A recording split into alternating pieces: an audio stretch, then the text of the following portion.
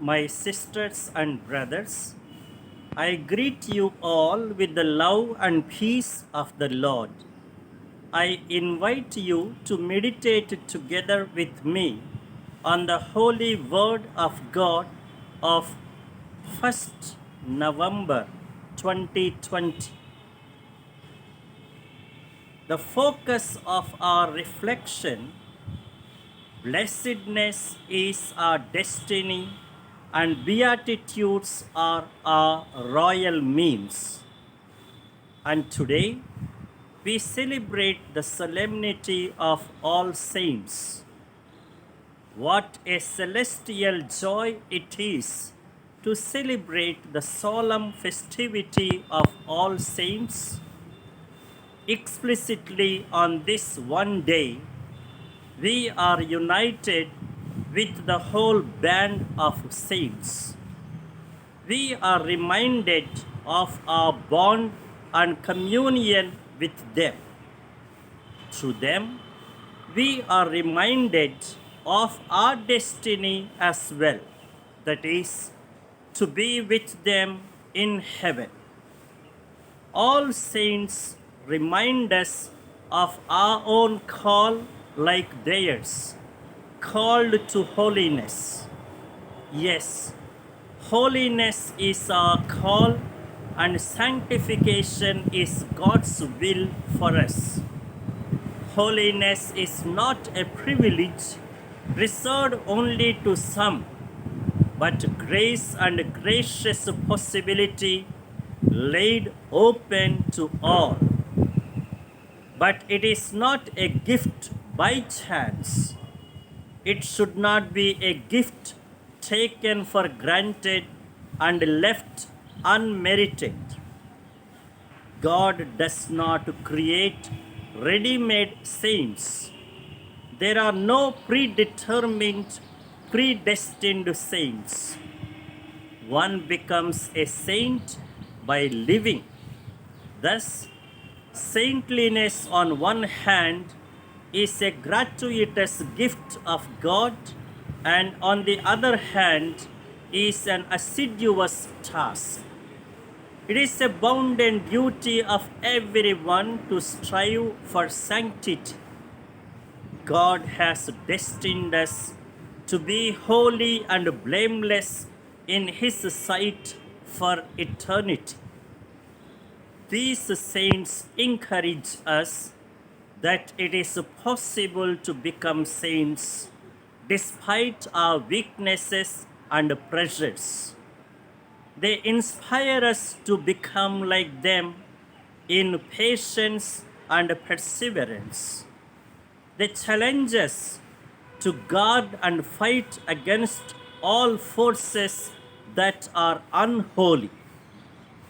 And Beatitudes lay open before us the golden path of holiness that leads to blessedness.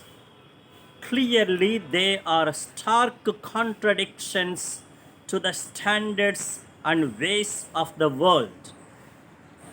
The Beatitudes exalt and advocate poverty, that is, humility, detachment, moderation, and contentment against all greed and accumulation. The Beatitudes advocate mourning, that is, being sensitive, attentive, tender, empathetic, and caring against indifference and unfeeling.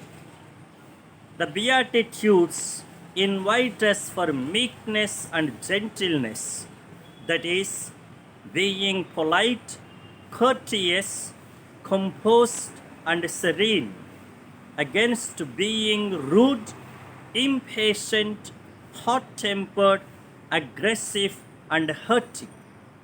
The Beatitudes call us for hunger and thirst for righteousness, that is, being passionate and relentless for justice and fairness against all tepidity and feeding on unfairness.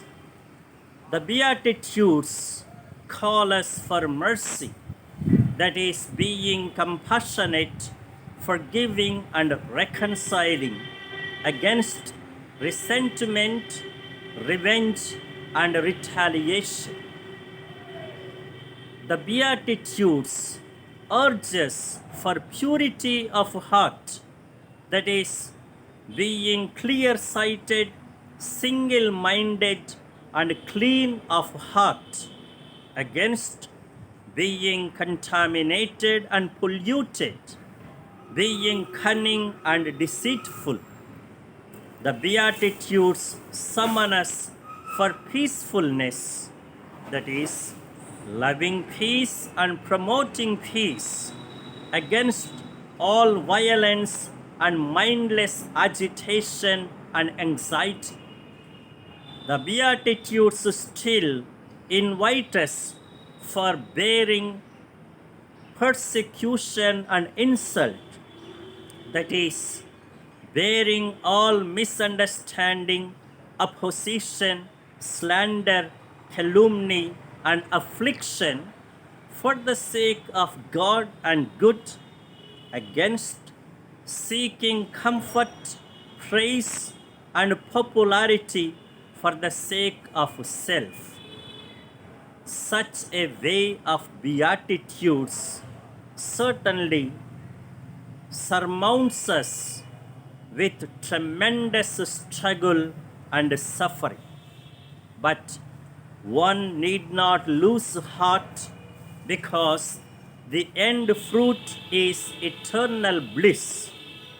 Nevertheless, the bliss will be already foretasted here on earth in obtaining and relishing God's own comfort, satisfaction, mercy, and an abundance of fortitude, joy, and peace. And now, the direction and the directive for our life. Sanctity is a project that is worth pursuing, because its fruits are everlasting. Let us then all strive to travel that ceaseless journey of holiness, so that one day we too will be counted among the saints.